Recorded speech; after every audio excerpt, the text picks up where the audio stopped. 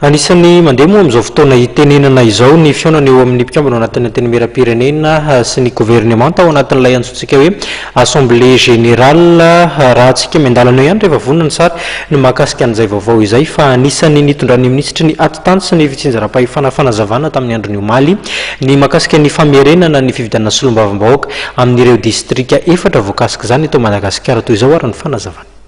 Aoka zany mba isy ny fiara-miasa voalohany indrindra ho andreo rehetra zay mikirakira ny lisy-pifidianana ao anatin'izany mazava loatra dia ny senité fa misy ihany koa ny tolozotra zay iarahana ministera maromaro ao anatin'izany ministera ny Atitany dia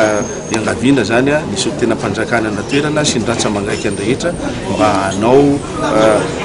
tongotra miara-mamindra soroka miara-milanja mba hanatanterahana izany fifidianana zany amin'ny fotoana izay anatanterahana azy mba hisy ny fifidianana ao anatin'ny mangarahara sy andraisany rehetra anjara mikasika an'ireo député ireo rehefa lany moa zareo mazava loatra iny moa zany mbola misy dingana maromaro isy ny voka-pifidianana vonjomaika zay avoaka eo anivon'ny senité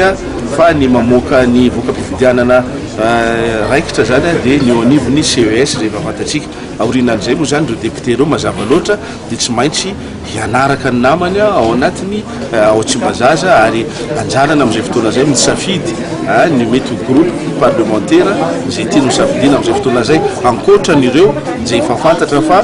anatoko ohatra be da be ny sasany efa fantatra ny antoko misy azy fantatra ihany koa ny groupe parlementaire misy azy fa ndreo indépendant moa zany tsy maintsy safidy izy ao anatin'ireo groupe parlementaire maromaro zany.